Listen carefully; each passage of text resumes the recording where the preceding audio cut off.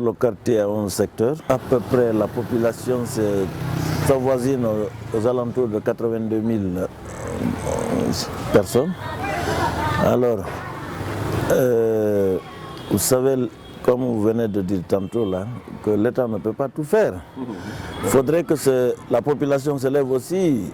On ne peut pas se coucher et attendre tout de l'État. Ce n'est pas possible.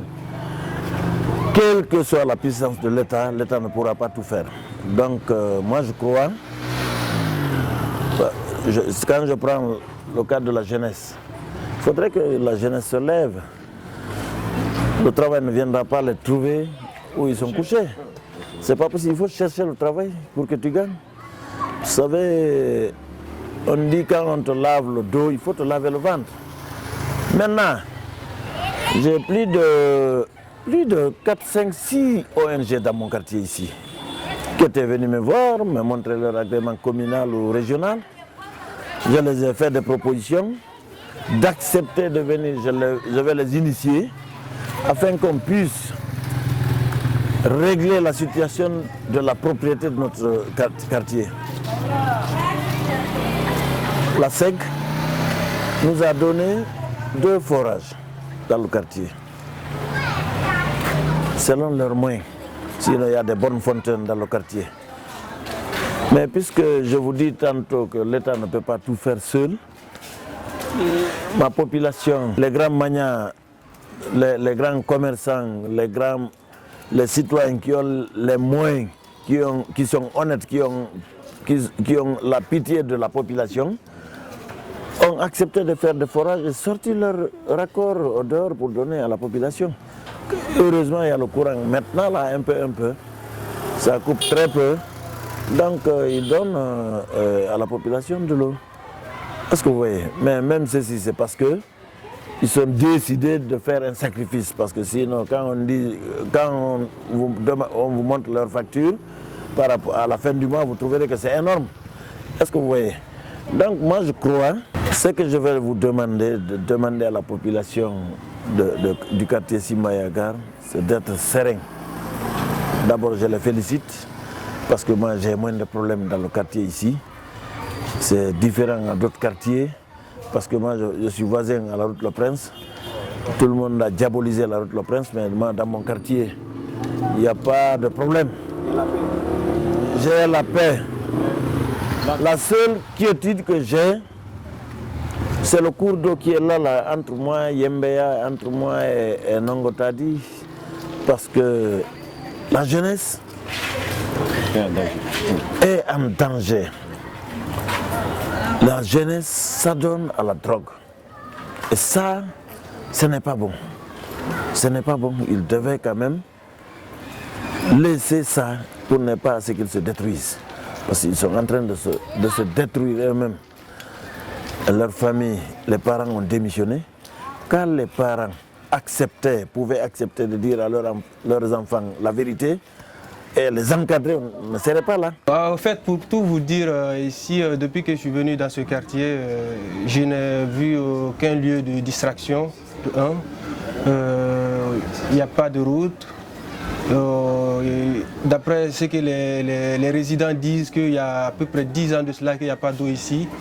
Et donc c'est des choses vraiment qu'on doit beaucoup revoir. Donc surtout quand on se retrouve dans une capitale comme Conakry, donc il faut nécessairement qu'il y ait de l'eau. Parce que nous sommes assis sur une zone rocheuse. Donc il faut qu'il y ait de l'eau. Les lieux de distraction, il n'y en a pas du tout. En vrai dire, ça énerve.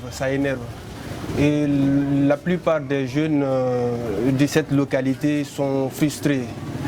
Ça, il faut le dire. Parce que quand on n'a pas ces lieux de distraction qui puissent aider des fois à se libérer de ces maux de la société, donc c'est compliqué. Donc des fois, l'être humain a besoin de ça. C'est une nécessité vitale, en fait. Après le manger, donc l'homme a besoin aussi de se réjouir un peu. Donc si on a ce manque, donc il faudrait alors réparer ça le plus vite que possible, parce que la jeunesse c'est ça aussi. Quand l'État décide de faire quelque chose tout de suite là, il peut le faire, il a les moyens, il a la capacité. Notre quartier, le problème est qu'on n'a pas l'eau potable. On veut aujourd'hui, l'État n'a qu'à faire tout possible pour qu'on puisse gagner le pompe. Le pompe où on peut payer par mois, par compteur. Par compteur. L'eau potable qu'on en a, sur l'eau potable, le bidon, le 2 bidons c'est 500 francs. 2 bidons par 500 francs. C'est comme ça qu'on paye. Bon, donc, il y a des gens qui ont créé aussi le fourrage. Bon, il y en a qui donnent à leurs voisins par gratuit. Mais il y en a qui n'accordent pas pour donner à leurs voisins par gratuit. Depuis 1985, je suis à Simbaya.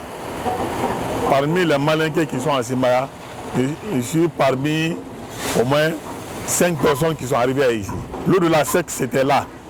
Mais quand l'eau de la SEC vient, ceux qui sont en bas, ça descend là-bas. Nous sommes sur la montagne, l'eau ne monte pas chez nous. Bon, donc ça, c'est un temps, depuis autant qu'on était, un moment arrivé, l'eau venait. De temps en temps, une fois par semaine. Bon, on a vécu que ça, mais jusqu'à présent, on a un problème de l'eau qui n'a pas été solutionné. Parce que tu peux mettre une pompe dans ta maison ici, tu ne vas jamais avoir l'eau dans ta pompe. Mo do na be ku ni ba mo fa marché be mo sa côté di fe mo fa alo ya ga de ki mo fa do bi ndam place nan sa fo gambi nakki kono na mo ko ren marketing do ko ki mo be fo mo ga don roti di ya be ne be ba ko na ki marketing non ko to fili marketing na ibe sare mo na junyo ge ka fe bar mo toro be ha bar mo toro ana ki yo mo nana ko mo wakil be na ba balo fe ndebe tamuna ba fe la yebe na ina yaga ma gormbe ina ka tugu bo ga makiti ya do ma yaga ma tout ça là mo tamuno moya muno ma yinde ne na ide la gi mane ana wo furu ina ku ibeki o kata wo kelbe ko mo saka ma mende saka de betamuno o be atune fa be wallahi ina ka mo li yeno ko rabe itangundi mo tangine kini so mane ba fo kulinu te mo sai ma fo mo sangeti se ndo konne ke obian wogi wosati ndera boutique de mene wonati mana fa kayfa kelbe muna be mu toraki boragbo yogegbo sare muna be no mara mu toroyat ina kote tongo ina fara sare yo muna na fo ko bru kunna kana donc on bara fini mu ira torera e fama ne gali kobr basu fe tambara ali no mana fala de mu be fe kobr rasu mu ira ne mu sesa to ko na kan finde ka fanyira mu be makiti ga fira sese motanga ilongodi be mu panga be mu yalanga fo mu gadi karaba gemesa anu fo sene gbegbe na mu yarabi ala mi ga ilongodi yala mu be me fo mu gadi gemesa yeno ko mu ne bogo mai be na guru kramu nana modo ko den do ko marché den na bora nan gora ntan do ku belne mulite manan sanyima mota nga ku bel yoga ko fe alima leri bi den gamara moto ro mo marché ya yoga sa de muna moyira men modo den na modo yogi nan gora yefe goro ko mota be ile rande fisa parce sende na fura se na mo setum depuis nya pompe ba so de base simba pompe na so ba so de mona mo wa pompe de bi yedi na mi na kui depuis na ana gora nyon na ba de nya gbegbe ye mu na mota ifura kan ye na mo malire nda mo mo ga se de kati kuno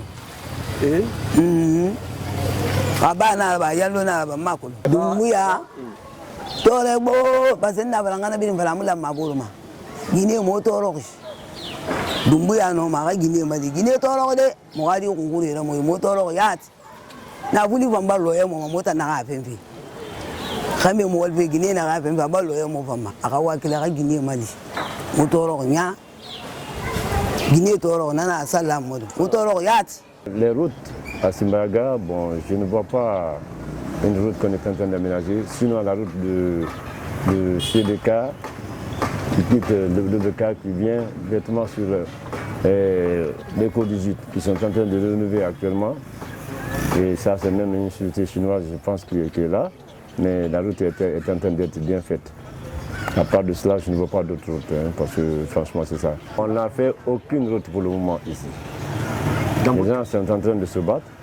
Il y a des chefs quartiers quand même qui se battent de leur manière pour un peu entretenir les pistes. Mais franchement, ce qui manque, c'est le financement peut-être. Mais les chefs de quartier de Simbaya, c'est des bons chefs de quartier quand même qui sont prêts à agir pour le bonheur quand même de la population.